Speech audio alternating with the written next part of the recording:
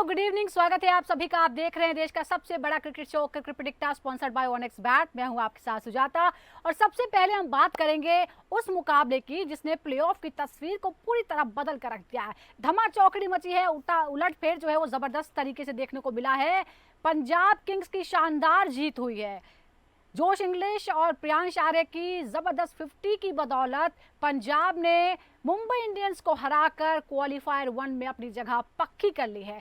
शुरुआत में मुकाबले की शुरुआत हुई बल्लेबाजी की। पहले मुंबई इंडियंस ने 184 का स्कोर बनाया और उसके जवाब में सिर्फ 18.3 ओवर में 3 विकेट खोकर 187 रन ठोक डाले पंजाब किंग्स ने। और सबसे खास बात यह कि पंजाब किंग्स ने 10 साल बाद क्वालिफायर में एंट्री ली है। ये बहुत बड़ा अचीवमेंट है कप्तान के रूप में श्रेयस अय्यर के लिए। 2014 के बाद पहली बार टीम ने क्वालिफायर मुकाबला खेला। अब वो खेलेगी। कप्तान श्रेयस अय्यर की अगुवाई में पंजाब ने लीग स्टेज में 14 में से 9 मैच जीते। 19 अंकों के साथ फिलहाल पॉइंट्स टेबल में वो नंबर 1 पर है। गुजरात टाइटंस को पीछे धकेलते हुए पंजाब ने 0.372 के नेट रन के साथ टॉप पोजीशन पर कब्जा जमाया है। वहीं मुंबई इंडियंस 8 जीत के साथ चौथे स्थान पर रही है। तो अब देखिए, फिलहाल 1 पर है पॉइंट्स टेबल में पंजाब, चौथे नंबर पर है मुंबई इंडियंस, तीसरे पर और दूसरे पर। अब उसके बारे में आज क्या होने वाला है उससे आगे का रास्ता तय हो जाएगा, क्योंकि आज आरसीबी को भिड़ना है एलएसजी के साथ। और आरसीबी की ये जंग इसलिए महत्वपूर्ण है क्योंकि ये लीग स्टेज का उसका आखिरी मुकाबला है। और अब अगर आज वो जीतती है तो फिर वो टॉप 2 में फिनिश करेगी और आगे उसके लिए आसान हो जाएगा। उसके बाद 29 तारीख को पहले क्वालिफायर में भिड़ेगी पंजाब के साथ। अगर हारती है तो फिर 30 तारीख को उसे मुंबई से भिड़ना होगा। इसलिए कोशिश होगी आरसीबी की वो इस मुकाबले को जीते। अगर हम आरसीबी की बात करें तो वो शुरुआत में जबरदस्त फॉर्म में नजर आई थी। कंसिस्टेंट परफॉर्मेंस जो है वो देखने को मिला था। सबसे मजबूत दावेदार, सबसे मजबूत टीम के रूप में उभरी थी आरसीबी। लेकिन जब सस्पेंशन हुआ, जो ब्रेक आया 10 दिनों का, उससे लौटने के बाद एक तो पहला मुकाबला जो केकेआर के खिलाफ था वो बारिश में धुल गया और दूसरे मुकाबले में 42 रनों से सनराइजर्स हैदराबाद ने उसे हरा दिया। तो वो जो मोमेंटम था, जो लय थी, वो थोड़ी हुई बिगड़ी नजर आई आरसीबी की। लेकिन आरसीबी के पास आज एक मौका है फिर ये दिखाने का कि हम वाकई ही डिजर्विंग है, हम वाकई एक मजबूत टीम है। इसीलिए हमने इस तरह के बेहतरीन परफॉर्मेंस दिए हैं। और सबसे बड़ी पॉजिटिव बात यह, पॉजिटिव साइन ये है कि जोश हेजलवुड जो है वो आज टीम में शामिल हैं। जोश हेजलवुड 10 मैचों में 18 विकेट ले चुके हैं और इसीलिए इस टूर्नामेंट में वो टॉप विकेट टेकर्स में चौथे नंबर पर है। इसलिए और खासतौर पर इकाना स्टेडियम में उनकी भूमिका जो है वो महत्वपूर्ण हो सकती है। बात लखनऊ की करें तो लखनऊ लड़खड़ाती हुई जब आखिरी मैचेस की तरफ बढ़ी तो उसका कॉन्फिडेंस वापस आ गया है। पिछले मुकाबले में जिस तरह से टॉप सीट पर मौजूद गुजरात टाइटंस को हराया था, उसके बाद उसके हौसले बुलंद है और उसके पास आज एक आखिरी मौका है कि जीत के साथ वो 2025 के सीजन की विदाई करे। खासतौर पर अगर हम मार्करम की बात करें, मिचेल मार्क्स की बात करें, निकोलस पूरन की बात करें, तो उन्होंने पिछले मुकाबले में जिस तरह से रन बनाए, 235 का स्कोर खड़ा किया, उन्होंने ये साबित कर दिया है कि वो कितने भी रन बना सकते हैं और किसी भी बड़े से बड़े टारगेट को चेज कर सकते हैं। और आज कप्तान जो है ऋषभ पंत, उन पर भी नजरें रहेंगी क्योंकि अब cricket team, test cricket team के वो उपकप्तान भी है। क्या उस फैसले के बाद एक अलग भरोसे में एक अलग बॉडी लैंग्वेज दिखेगा और वो जो ऋषभ पंत है वो हमें देखने को मिलेगा जिसके लिए उन्हें जाना जाता है। तो ये तमाम चीज़ें हैं जिस पर हमारी निगाहें रहेंगी। और आज के मुकाबले में क्या होने वाला है, क्या करेगी आरसीबी और लखनऊ के लिए कैसा हो सकता है ये मुकाबला, इस पर हम बात करेंगे। हमारे साथ 2 खास मेहमान जुड़ रहे हैं। हमारे साथ हैं farmer cricketer and selector Sarandeep Singh और हमारे साथ जुड़ेंगे अतुल वासन, पूर्व क्रिकेटर एंड कमेंटेटर। सरनदीप जी, सबसे पहले मैं आपके पास आना चाहूंगी। पहले तो जो पिछले 1 हफ्ते से हो रहा है, उसके बाद हमने कल भी देखा जबरदस्त मुकाबला, पंजाब ने जो खेल दिखाया है उसके बारे में आप क्या कहेंगे? 10 साल बाद वो क्वालिफायर स्टेज पर पहुंची है, किसको श्रेय जाता है? कप्तान श्रेयस अय्यर क्या फिर से वही कर पाएंगे जो 2024 में उन्होंने किया था कलकत्ता के साथ? क्या उसी रास्ते पर है वो? किसी हद तक कह सकते हैं जी, बिल्कुल उस रास्ते पर जरूर है। और खाली श्रेयस अय्यर नहीं, पूरी इस पर जो पंजाब की जो टीम है वो प्रॉपर, जो कि हम कह सकते हैं जो इंडियन खिलाड़ी हैं वो उनके ऊपर बहुत ज्यादा डिपेंडेंट है और वही सबसे ज्यादा उनके लिए प्रदर्शन भी करते आ रहे हैं। प्रियांश आर्य की बात करें, दिल्ली बॉय पहले साल खेल रहा है और क्या परफॉर्मेंसेस दे रहा है। तो खासकर कल रात की अगर बात की जाए तो मुंबई इंडियंस, जिनकी टीम में पूरी अंतर्राष्ट्रीय खिलाड़ियों से वो टीम बनी हुई है। Jasprit Bumrah world number 1 bowler, Trent Boult, Deepak Chahar, Mitchell Santner हो गए, तो जब आप इन गेंदबाजी के सामने रन बनाते हैं तो कहीं ना कहीं उम्मीदें और बढ़ जाती हैं टीम के लिए कि भाई हम लोग, हाँ, इस बार हम ये कप उठा सकते हैं, जीत सकते हैं। उस एक ना एक भरोसा आना शुरू होता है अपने अंदर कि यस, कि हम लोग इस बार ये कप उठा सकते हैं। तो definitely team is doing really well, और खासकर कैप्टन की बात करें तो वो टीम को हैंडल बहुत अच्छी तरह से कर रहा है। जी, वो बहुत सबसे अच्छे जरूरी से। है। एक टीम का कॉम्बिनेशन होता है वो बहुत अच्छी तरह से चल रहा है, बहुत रिलैक्स है, कूल है, कोई ऐसा प्रेशर नहीं दिखता उनके ऊपर। जिस तरह से श्रेयस अय्यर खुद रहते हैं वैसे ही वो टीम को भी रखते हैं, जी। और उससे भी ज्यादा क्रेडिट जाता है रिकी पॉन्टिंग को, क्योंकि एज अ कोच जिस तरह से वो इंडियन प्लेयर्स के ऊपर ट्रस्ट कर रहे हैं। नॉर्मली हमने देखा है कि बहुत सारे फॉरेन प्लेयर्स बल्लेबाजी बैटिंग क्रम में होते हैं, बट इस बार जॉश इंग्लिश एक ही मैच किया है, बट उससे पहले निहाल वडेरा, शशांक सिंह, श्रेयस अय्यर, प्रभ सिमरन और प्रियांश आर्या, ये 5 ऐसे खिलाड़ी हैं जिन्होंने पंजाब की टीम को नंबर 1 पे लेके आए हैं। बिल्कुल, ज़ाहिर तौर पर जो है ये बहुत ही बड़ी उपलब्धि है पंजाब की टीम के लिए भी, और एमआई को दोनों ही डिपार्टमेंट में पूरी तरह से जो है वो पछाड़ दिया पंजाब ने। जिस तरह से 200 से पहले उन्हें रोक दिया और उसके बाद उसको बड़े ही सक्सेसफुली चेज भी कर लिया, ये शानदार बात रही। अब आज के मुकाबले पर आ जाते हैं और पहले लखनऊ की बात करते हैं, क्योंकि निकोलस पूरन, अगर लखनऊ कभी भी जीती है तो निकोलस पूरन जो है वो वहां पर खड़े रहे और उन्होंने ही टीम को जिताया है। 198 के स्ट्राइक रेट के साथ वो खेल रहे हैं, स्पिन के खिलाफ तो ज़बरदस्त उनका प्रदर्शन है। क्या आपको लगता है कि वो इस पूरे सीजन में सबसे खतरनाक मिडिल ऑर्डर के बल्लेबाज हैं, संदीप जी? जी देखिए, बिल्कुल ठीक कहा आपने कि जितने भी लखनऊ मैचेस जीती है उसमें निकोलस पूरन का एक अहम रोल रहा है। और जिस तरह से जिस स्ट्राइकर्स वो बल्लेबाजी करते हैं, मतलब उनको पकड़ना बहुत मुश्किल हो जाता है। अगर आपने उनको नहीं आउट किया तो फिर कहीं ना कहीं वो गेम को एक तरफ ही लगा देते हैं। वो एक तरीका उनके खेलने का, बट उनको कॉम्प्लीमेंट कर रहे हैं मिशेल मार्श ओपनर से, एडम मार्करम, वो एक अच्छी साझेदारी करते हैं कि जो मिडिल ऑर्डर है उस पर उतना प्रेशर ना आए। फिर निकोलस पूरन को कॉम्प्लीमेंट करते हैं आयुष बडोनी, जो बड़ी अच्छी फॉर्म में है, एक इंडियन बॉय जो नंबर 5 पे खेल रहा है। हालांकि मुझे हमेशा लगता है उसको 3 या 4 पे खेलना चाहिए, बट समहाउ ऋषभ पंत एक बीच में नंबर में आते हैं तो फिर उनका नंबर और नीचे चला जाता है। तो ये 2-3 चीजें हैं टीम में, इनके बल्लेबाज हैं जो कि पावर हिटिंग करते हैं।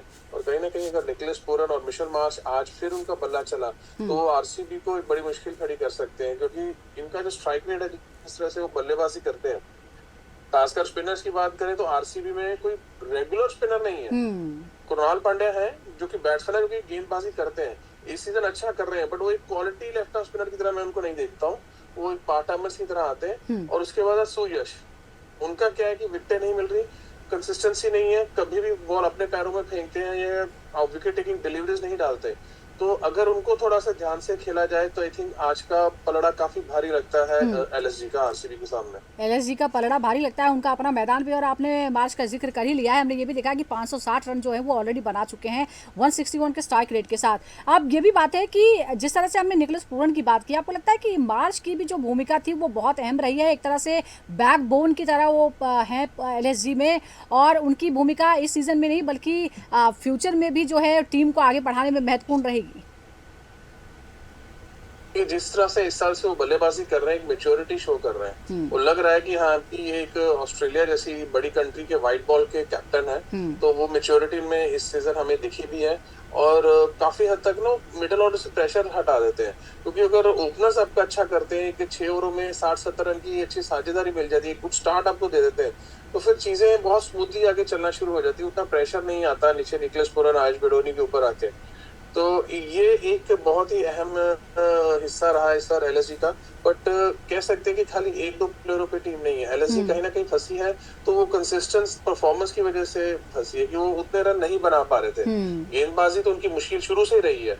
मुझे नहीं समझ आता कि जब ऑप्शन टेबल पे इतने सारे प्लेयर होते हैं तो फिर आप क्या देख के प्लेयर्स को पिक करते हो? आपने कोई भी ढंग के फास्ट बॉलर्स पिक ही नहीं किए। आप उन खिलाड़ियों को ऊपर बैट कर रहे हो जो ऑलरेडी 10-10 महीने से एनसीए में बैठे हुए हैं। आकाशदीप हो गया, मयंक यादव हो गया, वो कोई क्रिकेट नहीं खेल रहे हैं, तो फिर कैसे वो टाटा आईपीएल जैसी इतने बड़े प्लेटफॉर्म पे आके कैसे वो परफॉर्म करेंगे आपके लिए? इसलिए फिर कोई ना कहीं आपके ओनर्स नाराज होते हैं, क्योंकि जो टीम आप मांगते हो, जिन प्लेयरों का आप बात करते हो, वो आपको देते हैं, फिर आप उस पे नहीं ठीक बैठते। बिल्कुल, और टीम में बहुत सारी छेड़छाड़ भी हुई है, और हो सकता है कि बाद में टीम को एक लय पकड़ने में थोड़ा समय लग गया, जो हमने पिछले 2 परफॉर्मेंस में देखा भी है। हमारे साथ अतुल वासन भी जुड़ रहे हैं, उनसे भी हम बात करेंगे। अतुल जी, अगर आप तक मेरी आवाज़ पहुंच रही हो?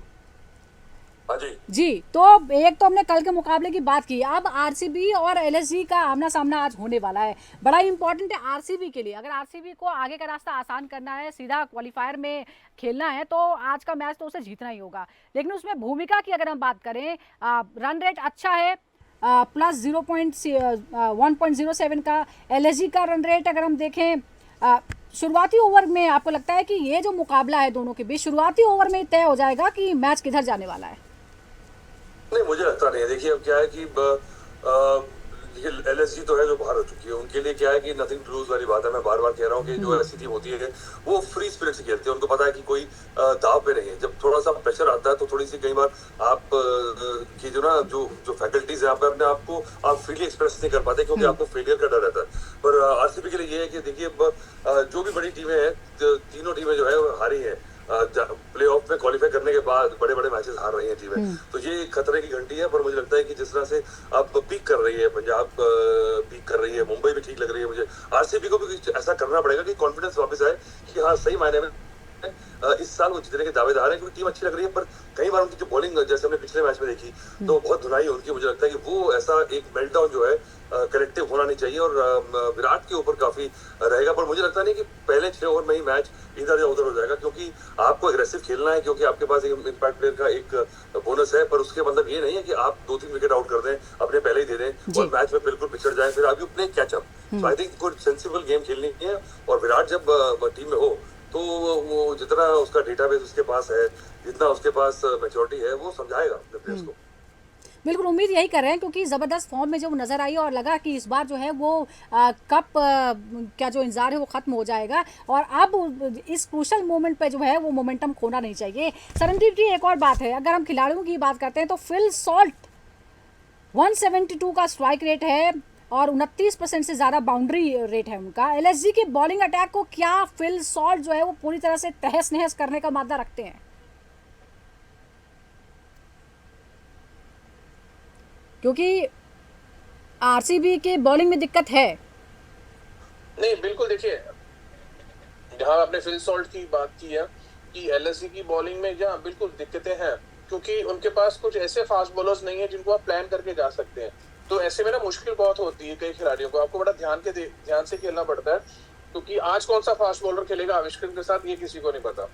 शार्दुल ठाकुर खेलेंगे या आविष्कार को लाएंगे या आकाशदीप भी खेलेंगे, तो प्लान आउट करना थोड़ा सा मुश्किल रहता है। एक अच्छी चीज एलएसजी से हो सकती है कि दिग्विजय राठिया वापसी कर रहा है। पिछले मैच में नहीं खेले थे, एक मैच का बैन लग गया था कुछ, उनको भी अपने इमोशंस को कंट्रोल में रखना पड़ेगा जी। और फिल सॉल्ट को सिर्फ यही नहीं है कि विराट के साथ खेलते हुए जाके स्लॉग करना।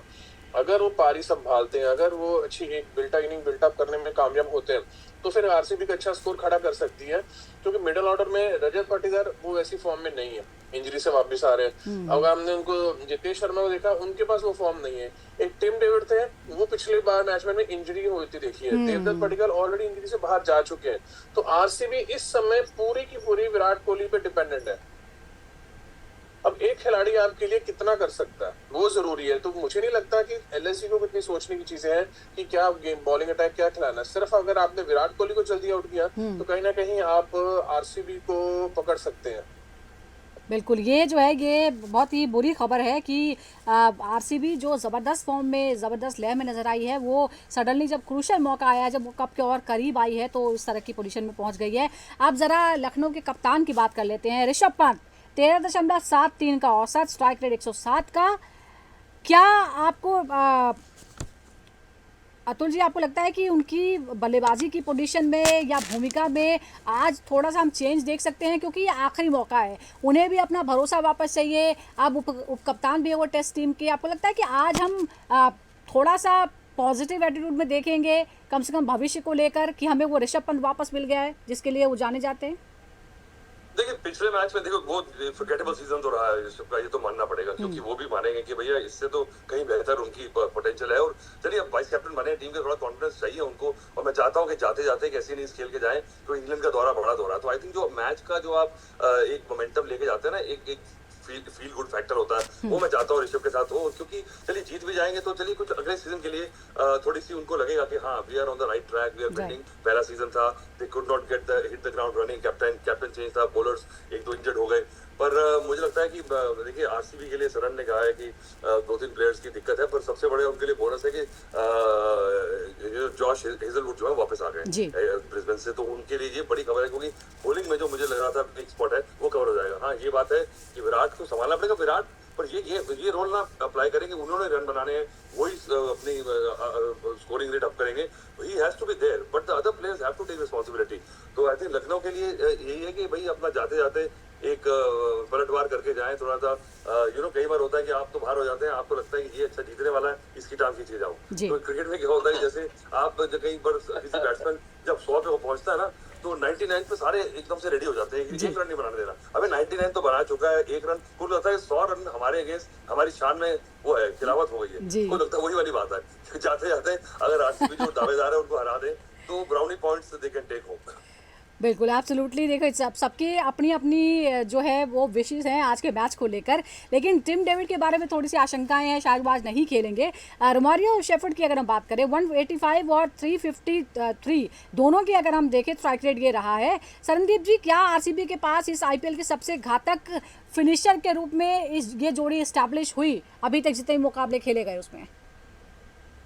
नहीं, डेफिनेटली देखिए, रोमारियो शेफर्ड की जो हिटिंग एबिलिटी है उसमें कोई डाउट नहीं है। अपने दिन के ऊपर वो किसी भी अटैक को खत्म कर सकते हैं, और खासकर अगर एलएससी की बात करें तो इनके पास तो अटैक है ही नहीं। तो ये एक्चुअली एक चीज है कि स्पिनर्स को कैसे अच्छा खेलते हैं, क्योंकि ना दिग्वेश राठी को अब ये लोग अच्छी तरह से इस्तेमाल करना शुरू किए, वो लास्ट ओवर डालने आते हैं। तो अभी तक वो पहला सीजन है, किसी ने इतनी अच्छी तरह से देखा नहीं, इसलिए मेरा मानना रहता है कि आपके पास ना एक गेम प्लान होना बहुत जरूरी है कि आप कौन से बॉलर्स को हिट करेंगे जाके। नॉर्मली बड़े हिटर्स क्या करते हैं, बड़े हिटर्स हैं, आप जाइए एग्रेसिवली खेलिए, बट ये कोई तरीका नहीं है कि जाके आप किसी को भी मारना शुरू कर दें, फिर उसमें 2 विकेटें गिरती हैं, फिर आप मुश्किल में आ जाते हो।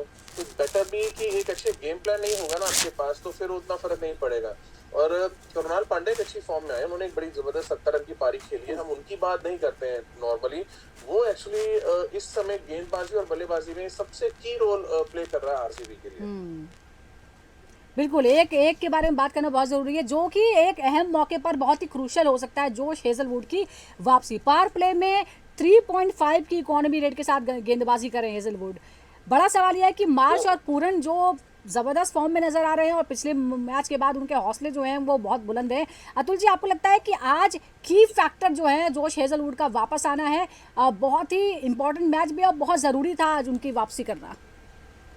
देखिए, पावर प्ले में आपने जो मुझे आंकड़ा बताया है वो तो शॉकिंग है, एकदम कमाल है। ये तो मतलब लॉटरी है टीम के लिए। तो ये बताता है कि कितना इंपॉर्टेंट रहेगा, पर क्या फॉर्म, क्योंकि शोल्डर निकल से वापस आ रहे हैं, कितना एफर्ट लगाएंगे, क्या ऑल आउट जाएंगे नहीं जाएंगे, वो दिक्कत लगती है, क्योंकि ट्रैवल करके गए हैं, ब्रिस्बेन गए हैं, वहाँ मौसम और है, वहाँ पे सर्दियाँ चल रही हैं, वहाँ से अपने आप को ट्रीटमेंट करा के वापस आ रहे हैं, एकदम से हॉट एंड ह्यूमिड 40 डिग्री का टेम्परेचर है।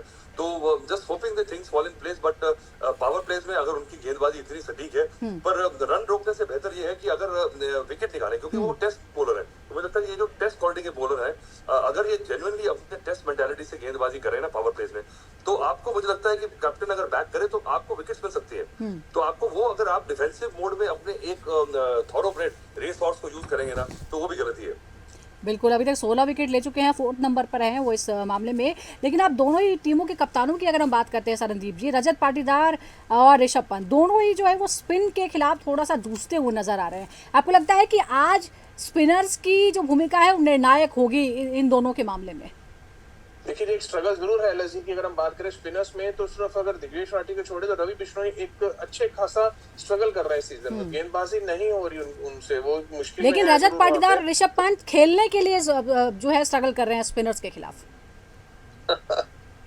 देखिए, जब फॉर्म नहीं लगता है तो एक आप नॉन बॉलर को गेंदबाजी देंगे तब भी वो मुश्किल आती है, तब भी रन नहीं बन रहे होते, आसान गेंदों पे आप आउट हो रहे होते हैं। बट फिर भी रजत पाटीदार ने तो 1-2 इनिंग्स अच्छी बड़ी खेली है। ऋषभ पंत पिछले मैच में थोड़ी लंबी हिटें लगाई जरूर है, बट आज आखिरला मैच है तो आज एक बेटर इनिंग्स खेल सकते हैं, एक अच्छा अपने आप को लास्ट ये में एक अच्छा सेंड ऑफ दे सकते हैं अपनी टीम के लिए, विनिंग नोट पे खत्म कर सकते हैं। और वही कोशिश रजत पाटीदार की भी रहेगी, जरूरी नहीं कि स्पिनर्स को आके मारना है। तो अगर आप अच्छा प्लेयर है, अगर पूरा खेलेंगे, थोड़ा अपना समय लेंगे, तो इज अ की प्लेयर फॉर आरसीबी। 2-3 सीजन से अच्छा कर रहे हैं और इस सीजन कैप्टनसी भी मिली है, तो एटलीस्ट वो रिस्पॉन्सिबिलिटी आपको शो करनी पड़ेगी आज की डेट में, क्योंकि क्रूशियल मैचेस में अगर आप नहीं परफॉर्म कर रहे हो, कह लीजिए लीग मैचेस में हमने बड़ा अच्छा खेला है, तो फिर वो सारी जो मेहनत है उस पर पानी फिर जाता है। तो आज का मैच है कि आरसीबी कोशिश करेगी मैच जीते, पंजाब के साथ पहले 2 में आ जाएं कि एक एक्स्ट्रा मौका मिल सकता है उनको प्लेऑफ्स में फाइनल तक पहुंचने के लिए। राइट, यही कोशिश है आज और आखिरी लीग मुकाबला है।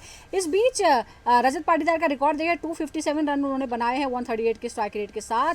अब एक और बात है, जो भी टीमें ज़्यादा डॉट बॉल्स या खिलाती है या फिर खेलती है उससे बहुत ज़्यादा असर पड़ जाता है। 40.808% डॉट बॉल प्रतिशत के साथ भुवनेश्वर कुमार आरसीबी की गेंदबाजी यूनिट के सबसे भरोसेमंद खिलाड़ी नज़र आते हैं। क्या सरनदीप जी आपको लगता है कि अगर कोई बॉलर 40% बॉल डॉट बॉल डालता है तो वो तो कभी भी मैच पलट सकता है, या आपको लगता है कि नहीं पहले विकेट लेना ज़रूरी है? नहीं, देखिए हमेशा विकेट लेने जरूरी है। देखिए डॉट बॉल्स T20 में बहुत कम देखे जाते हैं, लेकिन अगर आप विकेट नहीं ले रहे हो तो फिर लास्ट के 2 ओवरों में भी देखिए भुवनेश्वर कुमार रन लग जाते हैं काफी जाके। तो नई बॉल के ऊपर जो भुवनेश्वर कुमार का एक्सपीरियंस है उनको और हेजलवुड का, टीम पहले मैचेस में क्यों अच्छा करते आ रही थी, दोनों एक साथ गेंदबाजी कर रहे थे तो आपको विकेट भी मिलते हैं।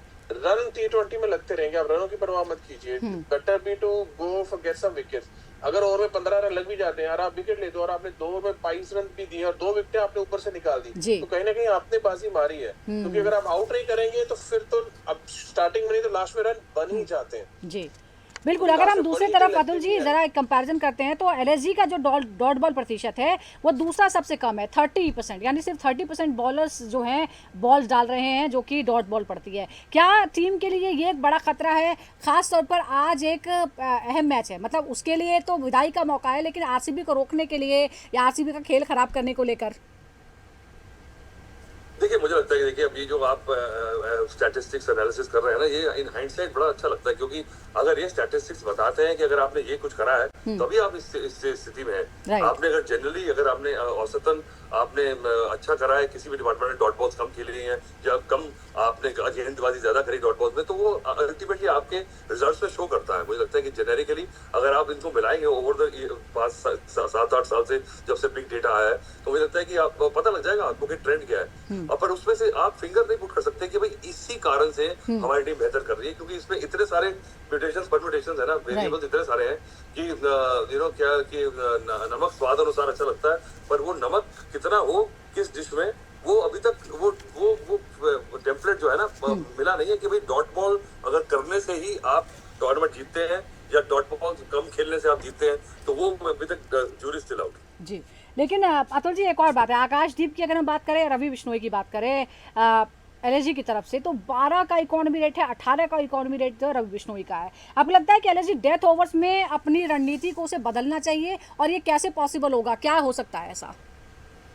देखिए मैं कह रहा हूँ कि आजकल देखिए रवि बिश्नोई भी खेल चुके हैं इंडिया के लिए, आकाशदीप भी खेल चुके हैं, सभी खिलाड़ी टीम में ऐसे ऐसे हैं 5-5 जो 2-2 4-4 मैच कहीं किसी न किसी फॉर्मेट में इंडिया के ब्लूज उनको मिल चुके हैं। उसके बावजूद अगर आप you don't actually deliver on that promise और अपनी रेटिंग अपनी बिलिंग के हिसाब से अगर आप पूरा सीजन ऐसे निकाल देंगे, तो आपकी मतलब कि गेम में वो स्टेप ऊपर नहीं आ रहा, आपका नीचे आ रहा है, और जो पीछे से लड़के आगे निकल जाएंगे तो भूल जाते हैं लोग। इसलिए दिग्विजय राठी की बात कर रहे हैं, बार बार चरणदीप भी कर रहे हैं, क्योंकि उसने शोकेस किया। पर मुझे लगता है कि अगले सीजन जब उसको वर्कआउट कर लेंगे लोग, अभी तो एक नॉन एंटिटी है, तो उसे लगता है कि जिसको जब पढ़ लेते हैं ना, तो तब रवि बिश्नोई के बारे में इतना एनालिसिस हो चुका है, जानते हैं उनमें वो चहल वाली क्लास तो नहीं है, उनके थोड़े से यूनिडायमेंशनल है। और यूनिडायमेंशनल गेंदबाज जो है राशिद खान देख लें आप, एक ही तरह से गेंदबाजी करता रहा, काफी साल लग गए लोगों को उसके ऊपर पकड़ पाने में, अब पकड़ आ चुकी है, पर उनको कुछ ना कुछ नया करके लाना पड़ेगा। तो अतुल जी आज ज्यादा डिजर्विंग कौन है दोनों टीमों में से जीतने के लिए? देखिए ऐसे तो कुछ नहीं हो सकता, जो अच्छा खेलेगा, क्योंकि इनमें कोई ज्यादा, मैं बार बार कह रहा हूँ कि T20 में ना कभी भी राजा भोज गंगू तेली हो जाते हैं और गंगू तेली किसी राजा भोज बन जाता है। तो डिजर्विंग तो है कि भाई जो ज्यादा अच्छा खेलता है वो, मुझे लगता है कि प्लेऑफ में आरसीबी को एक मौका मिले जीत जाए, तो वो they are short of one एक वो जो एलिमिनेटर खेलने वाला मुसीबत हो रहा है। लेकिन इसीलिए शायद ज्यादा प्रेशर भी उसी पर होगा। सरनदीप जी आज आप बताइए कौन लग रहा है आपको, चांसेस ज्यादा किसके हैं? नहीं देखिए डेफिनेटली एलएसजी आज सबसे ज्यादा फेवरेट है, क्योंकि बैटिंग लाइन बहुत स्ट्रांग है, सारी अच्छी फॉर्म में है और वो एक बड़ा स्कोर भी खड़ा कर सकती है। और जहां तक आरसीबी की बात करें तो बैटिंग और गेंदबाजी इंजरीज इतनी ज्यादा हो चुकी हैं, एक मुश्किल जरूर है आरसीबी के लिए। हालांकि क्वालिफाई कर चुकी हैं, बट एक अच्छी एफर्ट आरसीबी जरूर मारेगी, लेकिन उसके लिए विराट कोहली को एक बड़ी पारी खेलनी पड़ेगी। बिल्कुल प्रेशर भी ज़्यादा है, प्रेशर में कौन परफॉर्म करेगा वही जो है वो आगे बढ़ेगा और चैंपियन बनेगा। बहुत बहुत शुक्रिया आपका अतुल जी और सरनदीप जी हमारे साथ जुड़ने के लिए। तो आज बहुत ही इंपॉर्टेंट मुकाबला है, आज आखिरी लीग मुकाबला है आरसीबी वर्सेस एलएसजी का। एलएसजी के पास कोई प्रेशर नहीं है, वो पहले ही टूर्नामेंट से बाहर है, वो खुलकर खेल रही है। आरसीबी थोड़ा सा दबाव में है क्योंकि उसे टॉप 2 में अपनी जगह बनानी है, क्योंकि जो पहले लीग मैचेस में, शुरुआती मैचेस में जो उसने बहुत मेहनत की है और लगातार जीते हैं, उसका परिणाम तभी हो पाएगा और वो सफल तभी होगा, वो पूरी मुहिम तभी सफल होगी जब ट्रॉफी पहली बार आरसीबी के हाथ में आएगी। लेट्स सी क्या होता है। बहुत बहुत शुक्रिया दर्शकों का हमारे साथ जुड़ने के लिए। इसी तरह लगातार जुड़े रहिए क्रिकेट पे टिकटा के साथ।